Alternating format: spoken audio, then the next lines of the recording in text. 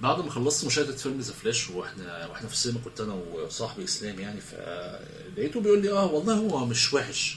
فلقيت نفسي برد عليه في نفس الوقت هو مش حلو. وده باختصار شديد الرأي اللي ممكن تقوله على فيلم. بصراحة كان فيلم منتظر بالنسبة لي جدا، كنت عايز اعرف ما هيتعاملوا ازاي. دي سي بتتحرك تحركات لا زالت اعتقد ان هي عشوائية جدا في ملف إدارة مساحة الأبطال الكبيرة المتميزة جدا عندها. الفيلم وأنا بتفرج عليه وبعد ما أنهيته حسيت نفس الإحساس اللي أنا عامله عنوان للفيديو ده. سلطة، في سلطة، في حاجات كتيرة بأطعمة مختلفة موجودة في الفيلم، لكن يعني في النهاية أنت بتحس بعد كده إن لا، كان في أحسن من كده بكتير، بكتير قوي يعني.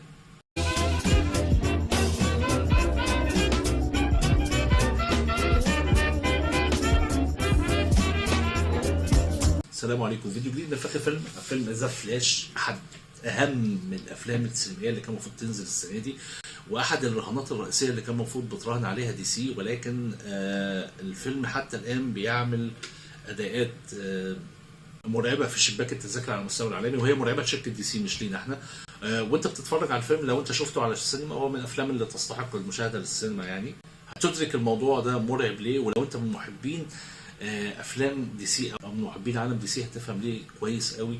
الموضوع ده مرعب. مأزق دي سي انا بعتبر ان هو لا زال مستمر مع فيلم ذا فلاش. فيلم ذا فلاش هنا بيقوم طبعا عن شخصيه ذا فلاش وحياتها وعلاقتها تحديدا مع العناصر اللي حواليها زي باتمان او غيرهم من السوبر هيروز الموجودين. ولكن في الليله بيكتشف ذا فلاش ان من سرعته المطلقه بيستطيع الى حد ما التحرك عبر الزمن، يعني مش هيتحكم في الزمن ولكن يقدر يسترجع لحظات معينه او ايام معينه، والموضوع يبتدي يسيطر عليه جدا. يتقابل مع باتمان ويشرح له ان هو اكتشف الموضوع ده فجاه، فباتمان بيقول له خلي بالك، اي حاجه انت بتحاول تغيرها هتاثر عليك ايا كان الموضوع. طبعا احنا فاهمين المبدا او الكونسبت اللي قايم عليه فكره التعامل مع الماضي، ولكن في صداع مستمر في دماغ بطلنا ذا فلاش ان والده متهم بمقتل والدته، ان هو بيحاول دايما يلاقي ادله على البراءه ولكنه لغايه دلوقتي ما بيعرفش. مع اكتشاف قدرته في العوده في الماضي بيلاقي ان هو لقى الحل الصريح ان هو يقدر يرجع للماضي عشان يوقف اساسا سبب المشكله كلها وهو مقتل والدته. بيحذروه، بيمنعوه، بيحاولوا يوقفوه، ولكن عمك بيرجع. وهنا لما بيرجع بيكتشف مفاجاه مذهله ان هو بيتقابل مع نسخته اللي موجوده في الماضي. فبيكتشف ان ده مأزق جديد، خصوصا ان هو راح هناك في نفس اليوم اللي هو في الواقع المعاصر بتاعه، هو نفس اليوم اللي اكتسب فيه قدراته المذهله. وطبعا بيقابل نسخته المراهقه من شخصيته اللي ملهاش اي خبره، وبيحصل لقاء بينهم ومحاوله التفاهم واقناع النسخه المراهقه الشابه دي باكتساب القدرات الخارقه دي عشان يقدر يتحكم في مصيره بصوره افضل. وفعلا بيقدر ان هو ينقذ والدته ووالده من المصير، ولكن بيكتشف بعد كده ان هو شخصيا فقد قدراته وان هو اساسا انتقل الى خط زمني موازي مختلف تماما عن عالمه.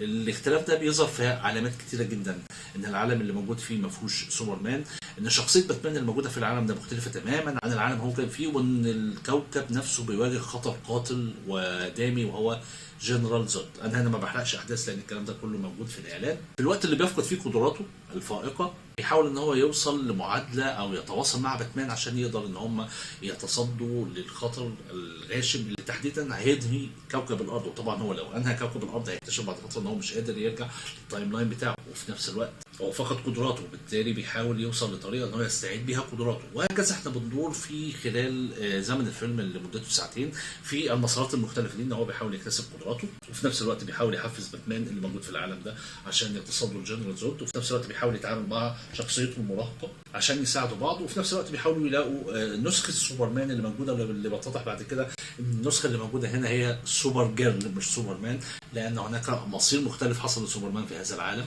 وهل هينجحوا يتصدوا بقى لكابتن زود اللي بيتمتع بقدره خارقه او خارقه بالنسبه للناس اللي موجوده هنا؟ وبعد كل الخطوط دي بقى هل هيستطيع ان هو يرجع الى العالم الاصلي بتاعه اللي هو العالم الطبيعي؟ ده باختصار شديد جدا. الحمد لله انا قلت لك كل قصه الفيلم وكل الهدف منها، وعلى قدر ما تبدو كل الخطوط اللي انا بتكلم عليها دي ان هي خطوط دسمه وخطوط مهمه، وهي نظريا فعلا موجوده قدامك انك تحس ان في معارك وفي ابداعات كتير هتظهر على الشاشه، ولكن بتلاقي ان الموضوع بعد فتره بينقلب الى سلطه تحديدا. طيب ابتدي احكي على الحاجات اللي عجبتني على الفيلم ولا الحاجات اللي وقفت في زوري؟ طيب انا هقول لك على حاجه بس ما تمسكش في خناقي او تشتم فيا.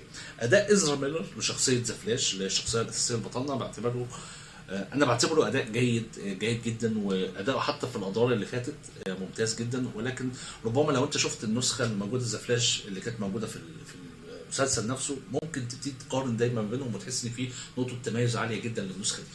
لكن إزرا ميلر انا بعتبره ممثل كويس، والادوار اللي انا شفتها له في افلام تانية عنده قدره تمثيليه عاليه جدا. واصبر عليا عشان عارف انك هتمسك في خناقي، لان انا هتكلم عن نفس الموضوع او نفس النقطه دي بعد كام دقيقه. الظهور اللي كان موجود للشخصيات اللي موجوده عندنا جيد، او تحديدا عشان نتكلم بصراحه كده، احد مساحات القوه والتميز الموجوده في الفيلم ده هو شخصيه باتمان. طبعا مش باتمان بتاع بين افليك، مش عشان انا بكره بين افليك، ولكن هو اساسا ما كانش واخد مساحه كفايه في الفيلم. ولكن هم جابوا هنا شخصيه باتمان اللي كان بيقوم بدورها عم كيتون من اواخر الثمانينات او اوائل التسعينات. والراجل ده قبل ثلاثيه نولان كان بيعتبر من احسن الناس اللي ادت شخصيه باتمان في سلسله الافلام بتاعتها. وهو هنا فعلا الصياغه بتاعت دوره وظهوره على الشاشه او الطريقه اللي طلعوا بيها المخرج كانت متميزه وجميله جدا. شخصيه باتمان اللي كانت موجوده هنا من اجمل النقط والمشاهد اللي انت هتستمتع بيها فعليا خلال الفيلم كله. ثالث حاجه من الحاجات الجميله، مش عارف دي هتبقى حاجه ولا لا، ولكن في كام كاميو موجود في الفيلم هنا، او ظهور اشخاص او اشاعات لاشخاص في الفيلم. مش عارف والله احرق عليك ولا لا، بس كانت من اروع ومن اجمل مشاهد الفيلم. يعني هي دي اللي بصراحه التوابل اللي خلتني ابلع الفيلم، او احس ان الفيلم كان فيه حاجه ممتعه وتستاهل انها تتشاف فعلا، سواء في شخصيات سوبرمان او شخصيات باتمان فيما بعد حتى.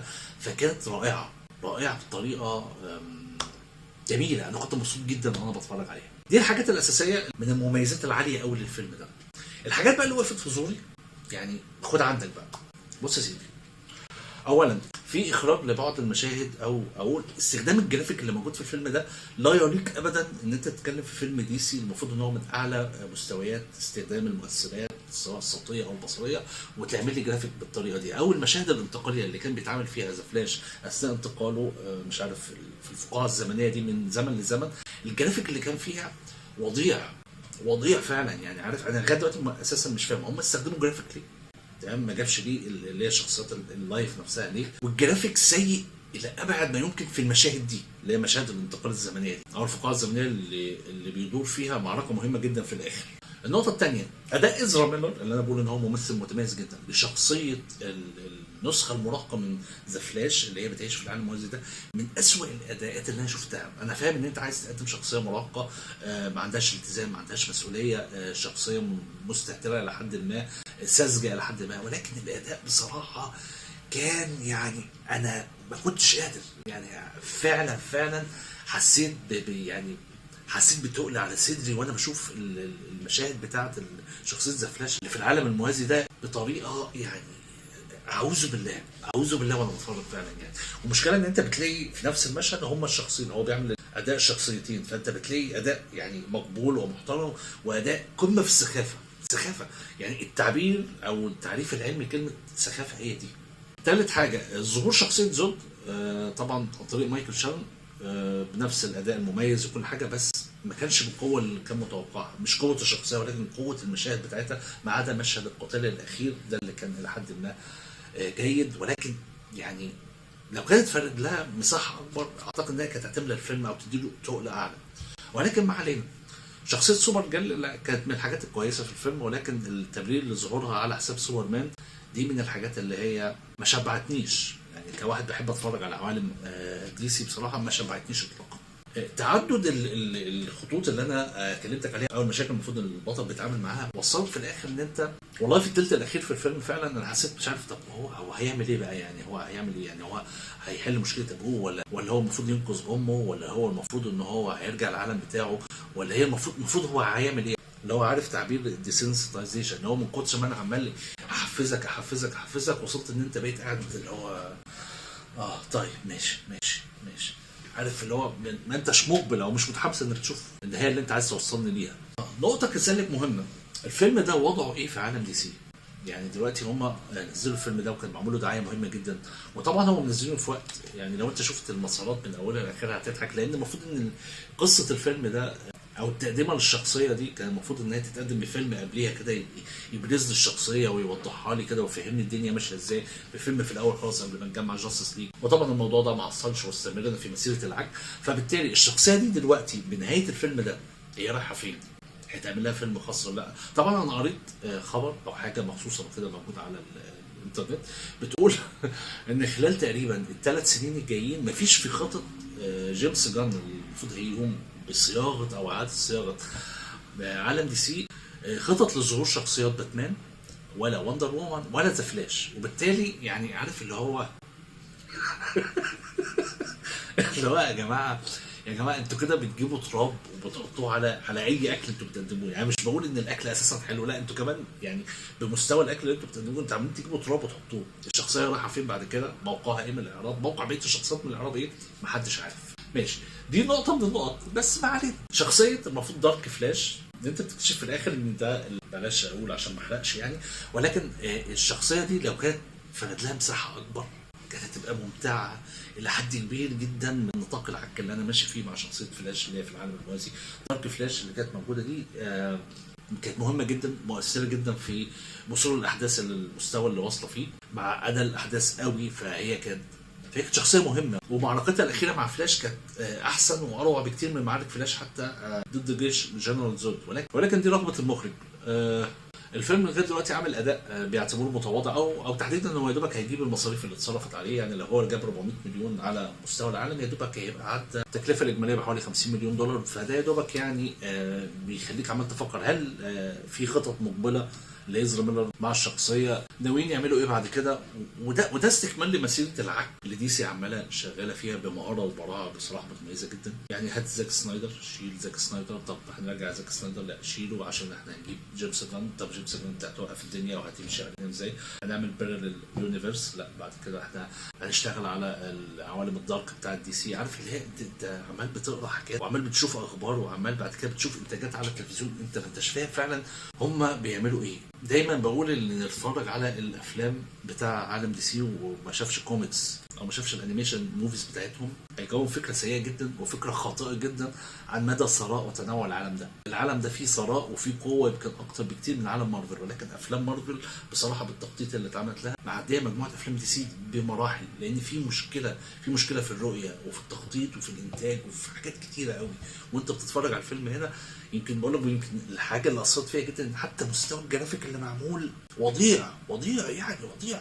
تتفرج على الحاجات اللي هم عاملينها في عالم مارفل، في كوانتمانيا، في واكاندا، في الحاجات دي كلها، وبعد كده تيجي تشوف اللي انتوا عاملينه. يا جماعه انتوا صارفين فلوس على فكره يعني، بس مش ده المستوى اللي انتوا المفروض تطلعه خالص. في النهايه فيلم ذا فلاش تحول من احد الافلام المنتظره عندي جدا خلال سنه 2023 الى احد الافلام اللي لو اتعاد تاني غالبا انا مش هبقى متحمس ان اتفرج عليها. عامة لو انت من محبي عالم دي سي اتمنى ان هم يعني يرفعوا روحك المعنويه في السنين الجايه، الله اعلم مش اذا كان هيعمل ايه.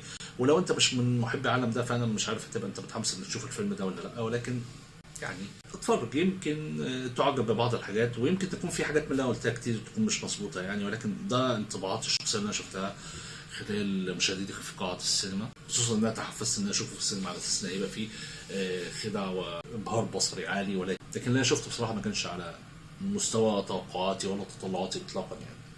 عامة الفيلم تحديدا زي ما انا قلت هو فيلم عبارة عن سلطة من حاجات كتيرة. لو انت مستني او متابع الشخصيه دي غالبا انت كنت لازم تتوقع حاجه اعلى بكتير قوي يعني، ولكن اللي انا شفته ده ما كانش اعلى وما كانش حتى في نطاق الافلام الجيده، ما عدا بعض المشاهد اللي انا بعتبرها مشاهد مهمه جدا وايقونيه جدا، بس انا مش عارف اتكلم عليها عشان ما يبقاش عامل حرق للذه المشاهده فعلا وانت تتفرج على الافلام دي. عامه اتمنى لكم مشاهده ممتعه واشوفكم قريب في دردشه كده عن فيلم تاني. سلام.